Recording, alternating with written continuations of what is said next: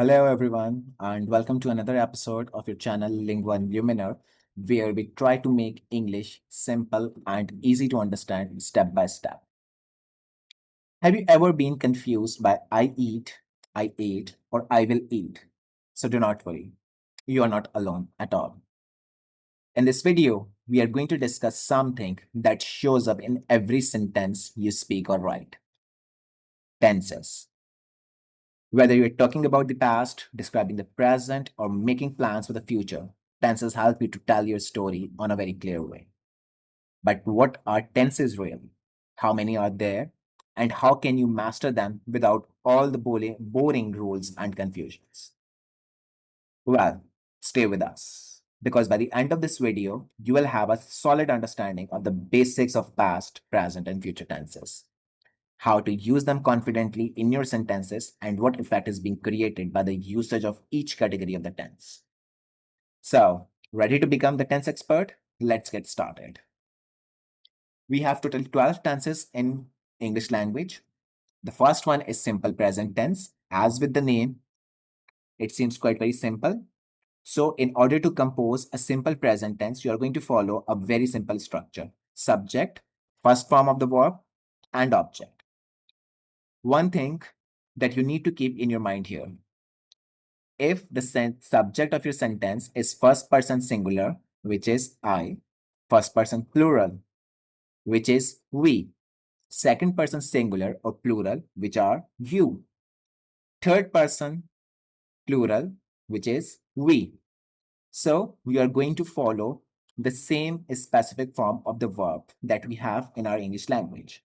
But if in case the subject of your sentence is third person singular, which is he, she, it, or any singular noun, you are going to do one additional thing. And what is that additional thing?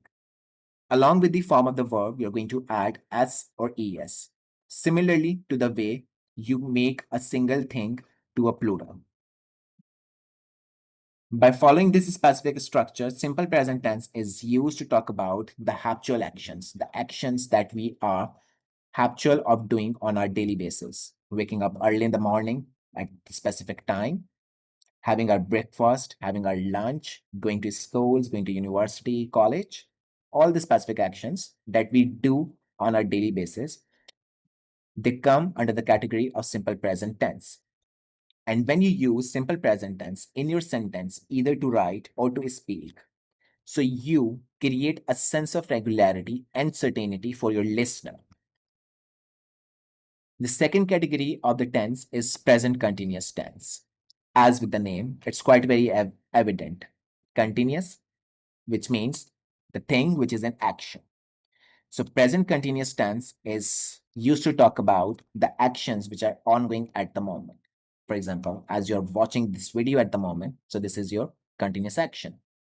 And in order to express your ongoing action, the structure that you are going to follow would be the subject, that is technically the pronoun, helping verb, which would be either is, am, or are. Then the first form of verb plus ing, a common phenomena which is also known as present participle, or the fourth form of the verb, and plus object.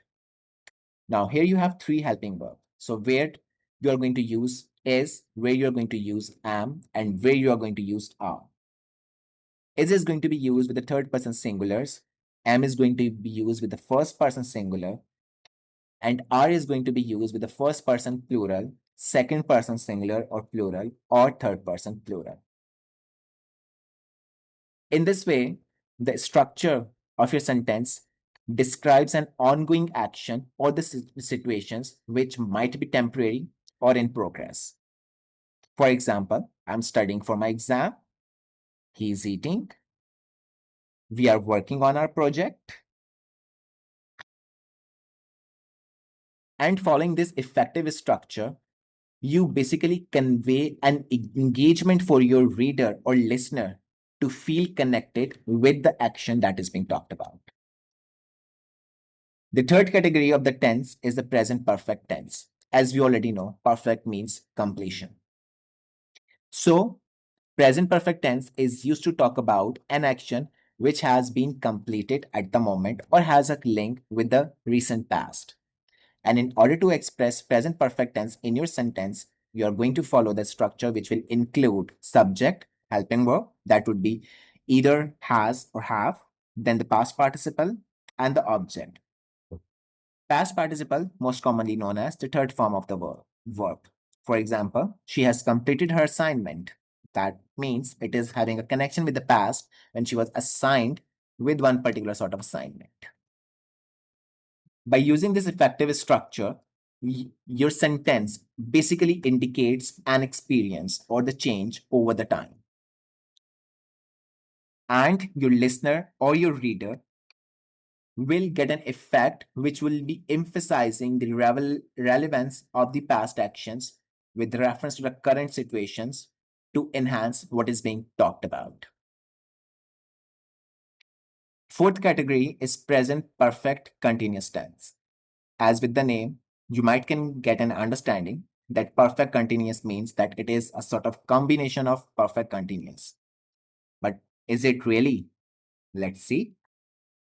The structure that you're going to follow to compose a present perfect continuous tense will include subject plus two helping verb, has been or have been, along with the fourth form or the present participle form of the verb. She has been eating. This tense shows the duration of an action that has started in past. Another typical structure that we use or which make present perfect continuous a unique form of tense is the indication of the time. And we use two phrases to indicate the time, since or for, if in case the particular time limit has been allocated. So you are going to use since, and the allocated time limit is not certain. So you are going to use for.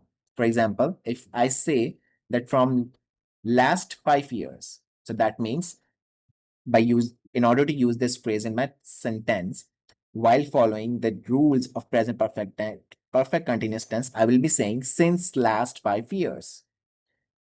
But if I say many years, so now I will not say since many years, I'll say for many years.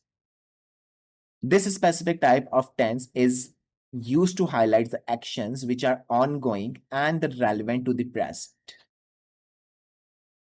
They create an effect which would suggest your reader or listener about the continuation or the persistence of an effort or an action which is ongoing.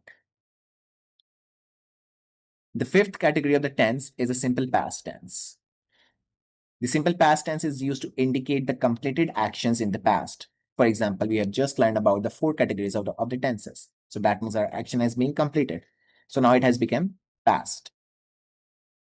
And in order to express an effective structure, we will follow subject plus second form of the verb and object.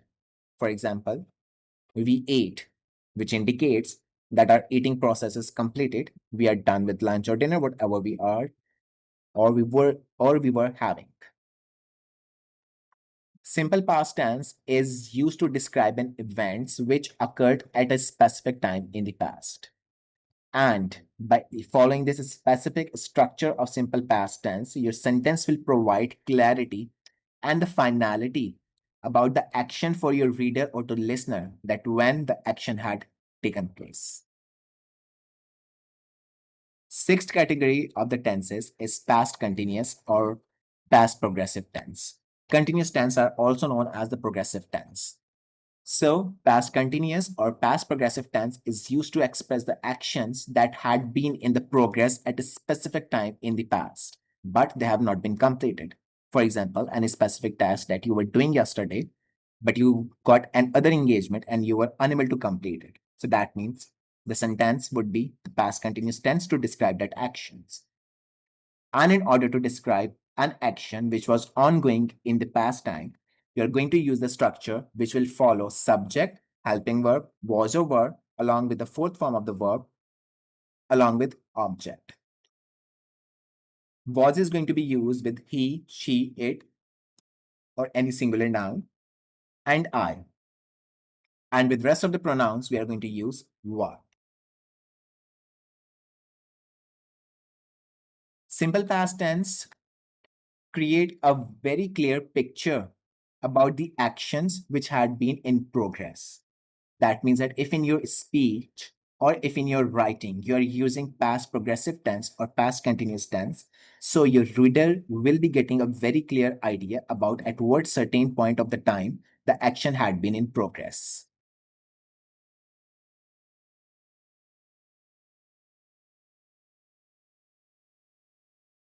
Next category of the tense is the past perfect tense, similarly to present perfect tense. Perfect tense or completion. So that means any action that has been completed yesterday would be the part of past perfect tense. And in order to express that action, we are going to follow subject plus helping verb had and third form of the verb and the object. For example, they had completed their assignment. Past perfect tense is used to clarify the order of the event which has taken place or the completion of the event that has completed in the time that has already gone. And in this way, past perfect tense establish a very clear relationship between the past events that if they are been in action or they have been completed. The next category is past perfect continuous. Similarly to present perfect continuous or present progressive continuous, past perfect continuous follow the same structure to talk about one specific sort of event that has been started or prior to a specific point in the past. And in order to express past perfect tense in your sentences, you are going to follow subject, had been, fourth form of the verb plus object.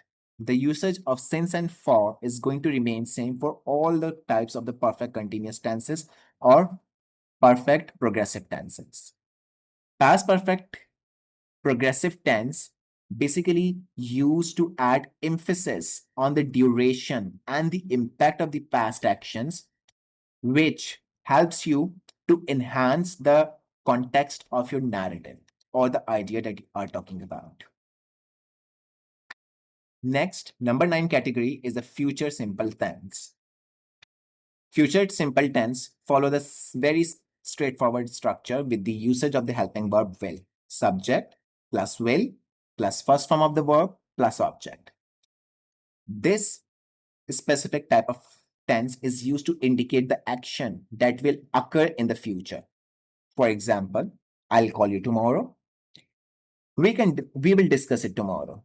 Or we will work together on this. Future simple tense conveys a certainty or a commitment about the future events which are certain. And in this way, you instill a confidence in your listeners or the reader's intentions. Next category of the tense is the future continuous tense. Future continuous tense or future progressive tense indicates that an action will be ongoing at a specific time in the upcoming time. It established a planned activity, creating anticipation and the engagement for your listener or for your reader. And the structure that it will follow will be like subject plus helping verb will be plus fourth form of verb plus object. She will be working on her assignment. For example, future progressive tense is used to express anticipation with relevance to ongoing activities in the future, such as I will be working at 10 a.m. tomorrow. And it suggests a planned or expected activity which create a sense of engagement on your listener or on your reader. Second last category of the tense is the future perfect tense. Future perfect tense means the thing that might have been completed or the action that might have been completed in the upcoming time. And in order to express future perfect tense in our sentence, we are going to follow a very straightforward sentence structure. Subject plus will have plus third form of the verb or the past participle plus subject. We will have eaten. We will have exam tomorrow. We will have completed our exam tomorrow. Future perfect tense highlights the expectations about the completion of the action that we have either planned for the upcoming time or we are expecting to be completed by the time. And in this way, future perfect tense convey a sort of assurance about the future achievements or the targets, how they are going to be completed. Last category of the tense is the future perfect continuous tense or future perfect progressive tense, which follow the subject of subject plus will have been plus fourth form of a verb or the present participle plus object. Future perfect continuous tense is used to emphasize on the ongoing actions leading to a future completion. And it highlights the persistence of the future actions, which suggests the dedications and the effort over the time. So far, one thing that you might have noticed that all the progressive or the continuous tense follow same specific form of verb. That is fourth form of verb. First form plus ing. Either it is present, past, or future. All the perfect tense follow the same form of verb. That is third form of verb. Either we talk about present perfect, past perfect, or future perfect. So we can conclude that in single sentence, there are two elements which will help us to understand the nature of the tense. Number one, form of the verb, and number two, helping verb. Sometimes form of the verb is not sufficient enough to predict what sort of tense it is actually, because as I have just mentioned, that all the progressive and the perfect tense follow the same specific form of verb. So if in case you have encountered a sentence which is written in future perfect, and just by paying attention to the form of verb, you conclude that it is a present perfect, but the helping verb which is being used is indicating that it's a future perfect, right? So in order to understand the nature of the tense and to understand that which type of the tense is being used in the sentence when you're going to proceed reading after watching this video, you have to make sure that when you are reading, you are clearly able to understand which tense type is being used where. Happy learning.